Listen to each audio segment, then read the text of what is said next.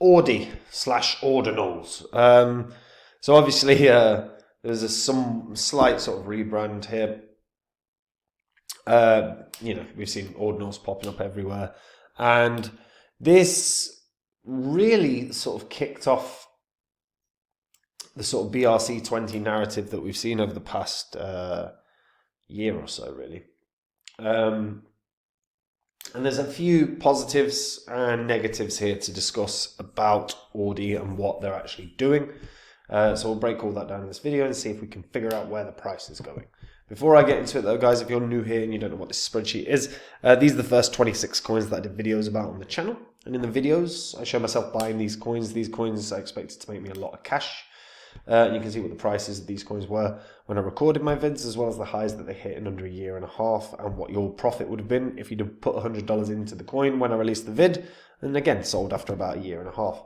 And if you'd done that for all 26, your total profit would have been over 123 grand, which is not too bad. Now I sold these, but I share the coins that I own on my website, which is copymycrypto.com.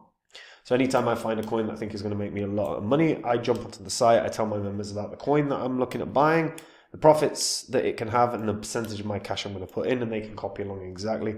This means they'll make the exact same profits as me, but they don't have to do any work. And that's why we have thousands of members on the sites, because they're making great money in crypto, but they don't have to do any work at all. And if you want to see what they've made, you can see that on the site, along with the things I've said in the past. And it's all public record, you can verify it on this channel. We are in a bull cycle. We're actually experiencing a little bit of a pullback at the moment. Might have that for another couple of weeks with the older Bitcoin halving on the horizon. And if you don't have your portfolio sorted out, now is the time.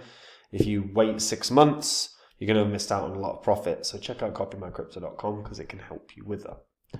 Now, ORDI. So, yeah, there's a lot of ordinal variations now. ORDI basically break down a single Bitcoin to a Satoshi. So basically, there are 21 million Bitcoin. Each one can be subdivided into 100 million Satoshis. Satoshis is SAT, the smallest unit of Bitcoin. And there are 21 trillion Satoshis in total. Now, you need to understand the inscription, which is created by writing content to a Satoshi using the Ordinals protocol. So the inscription does not need to use a separate token, a sidechain, or change Bitcoin at all. The idea of the Ordinals protocol is to write information to each Satoshi, such as text, such as pictures, audio, even video. Due to the size limit of the Bitcoin block, the main information for inscribe is pretty much text and pictures, which is in the form of NFTs and tokens. Now, this is a very, very, very interesting sort of idea. However, there's a lot of backlash to this. And there has been a reasonable amount of backlash to this, along with the iterations that we continue to see of this on different blockchains. For example, they're trying to do Ordinals on Monero. Now, Monero is literally designed for privacy. So the idea of putting in an inscription into the lowest form of Monero results in effectively the traceability and trackability of ownership. So kind of defeats the point. And yeah, Ordinals is a really weird one, because I'm shocked at the amount of people, personally I'm shocked at the amount of people that are legitimately just kind of interested in this as a concept.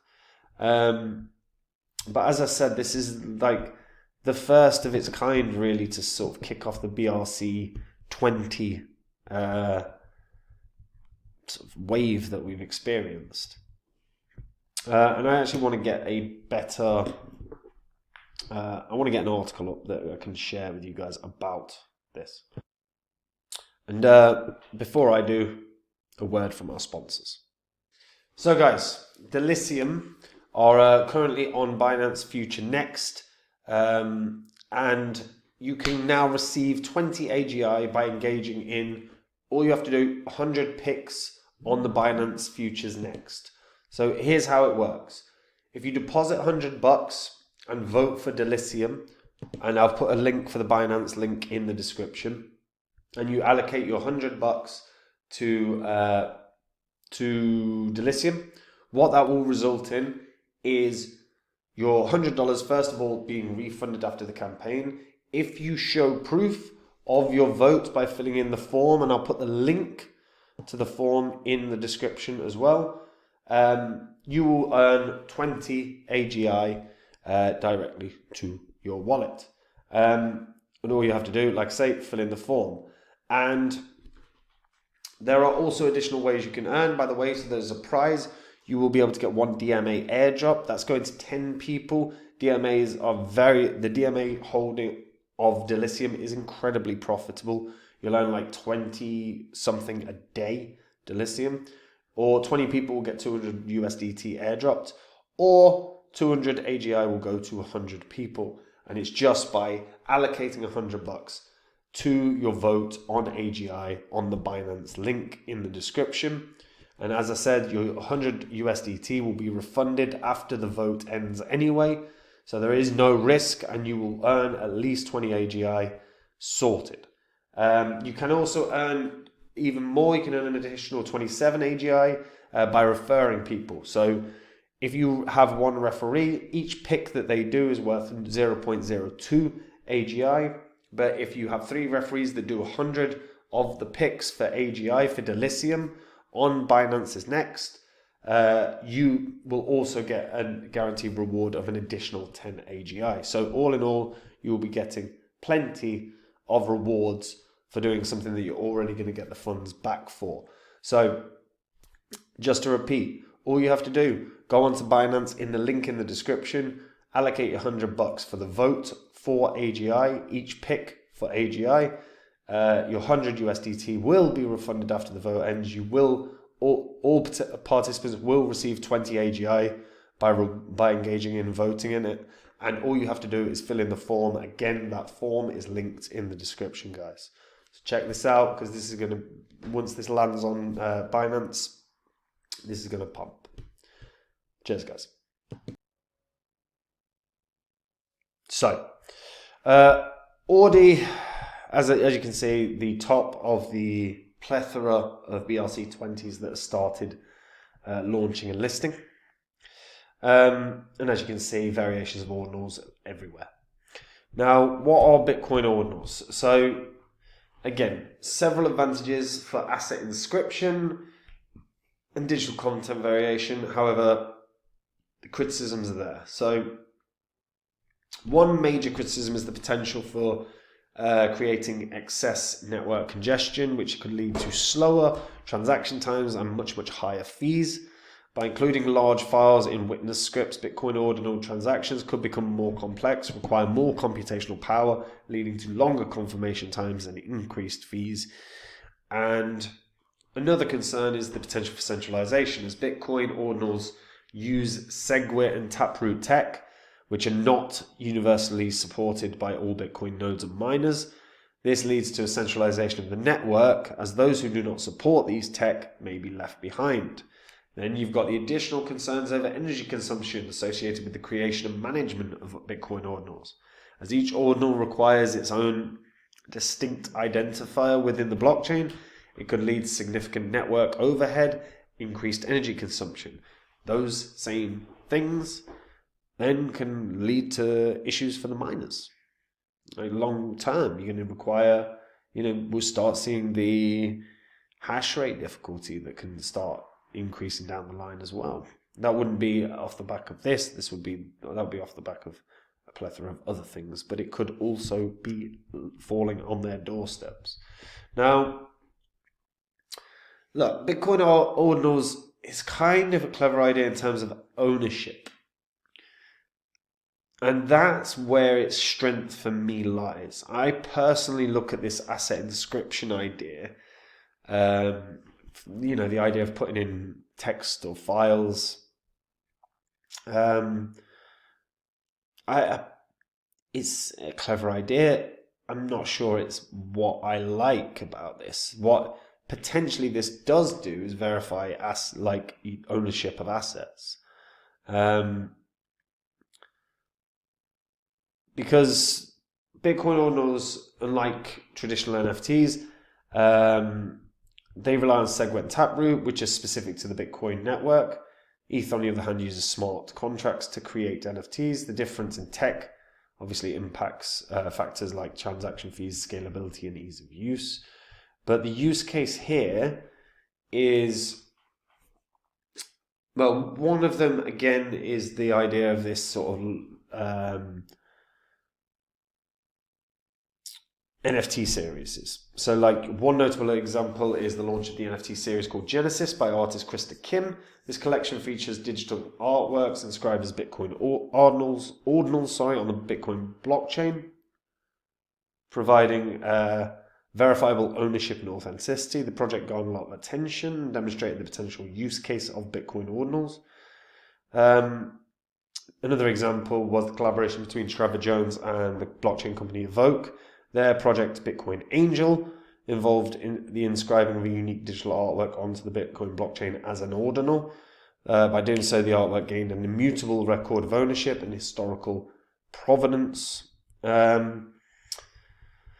Again, I'm not, like, at the moment, the utilization of NFTs, the utilization of like these images that are being defined as artwork, maybe it's snobbery, maybe it's lack of interest. I'm not a huge fan of the art element of this NFTs situation that we have. I want utility for an NFT. I don't want art. And I think simple use case of an inscription of a little piece of text that makes it identifiable that that's your asset potentially is good enough. There's a real use case. But this, regardless of my feelings about NFTs and art and every other thing, this has got huge excitement around it. There's no question. Like this absolutely just became such a huge talking point over the past year. And has done really well in terms of price appreciation. You know, at one point it was like $3.50, then it hit $90. In fact, I think its high was about 120 or something. Oh no, 96. I swear I read it was 120. Okay, its high was 96. Now, with the sheer amount of excitement, I think also with this BRC20 narrative that is really taking hold right now, I think it's an inevitability that we're going to see wider growth in the BRC20 niche, and Ordinals being the instigator of it almost, is probably going to have first mover advantage in that regard. I think actually when we see Ordinals pump, or ORDI pump, I think we'll see the BRC20s generally pump. I think that's that first mover effect, same as how we see Chainlink pump and then Oracle's pump, or Bitcoin pump, the whole market does, but in delayed effect. But I think this BRC20 narrative is solid. I think it's taken hold. And I think ORDI also has that potential for a Coinbase bounce if it was to land on Coinbase. I think all those factors combined with the just overall excitement around this concept, obviously not from me, but from a lot of people, I think it's obviously going to break above its previous high of $96. I think the question is, how high does it go? I think a fair target point is around 200 to $250. Puts it in market cap of between 4 and 5 billion. 5.25 billion. And it seems quite achievable. And it seems quite achievable because of the narrative. Because the thing is everyone's still talking about ordinals in some shape or form. I see influencers everywhere talking about Bitcoin ordinals. I see articles everywhere about Bitcoin ordinals, whether it's pro or con. What's the old adage? No publicity is bad publicity, right? Or all publicity is good publicity, whichever one you want to say, right? And I think anytime they're spoken about, they're going to get that narrative is going to continue to take hold, and this can still do well. $250 seems very, very achievable for this. It wouldn't shock me to see it do more. But again, it's going to be a case of like, how much momentum does the BRC20 narrative get? Do any more good, quote unquote, good NFT launches happen across Bitcoin ordinals? Yeah, like I said, I mean, I think the use case is literally asset ownership and just the ability to verify it with a piece of text. I don't see an NFT use case beyond art at the moment, and I'm not a huge fan of the art again, but that's me. Anyway, but yeah, I think this narrative is clear. It's going to take hold. This is going to do something. 250 is a fair target. But let's be honest, guys, if the right momentum arrives at Ordinals, this could do even more. But let me know what you guys think about it in the comments. If you are an NFT holder or an NFT artwork holder, why? Just tell me why. Like, beyond it, if it's just the fact that you like the artwork, cool. But just, yeah, let me know. Because for me, I still see it as just, there's a picture on the screen and I can just screenshot it if I want it. You know what I mean? I'm not sharing it, but it's just, I don't get it. I don't get why people care. NFTs for me, there's utility. Like the potential for NFTs to be contracts in law is huge. So like the artwork thing, yeah, not a fan. Anyway, tell me in the comments. And guys, if you want to make the same profits as me in this bull cycle, you can do. All you have to do is go to copymycrypto.com. That's the site I run where I share with my members the coins that I own. Anytime I find a crypto that I think is going to make me a lot of cash, I jump onto my site. I tell my members about the coin that I'm going to buy, the profits I think it can have, and the percentage of my cash I'm putting in. And the members can copy along exactly. So they make the exact same profit as me, but they don't have to do any work at all. They just copy along. And if you want to see what the members have made, that's on the site. If you want to see what I've said in the past, that is also on the site. And it's also on the history of this channel. So you can verify everything.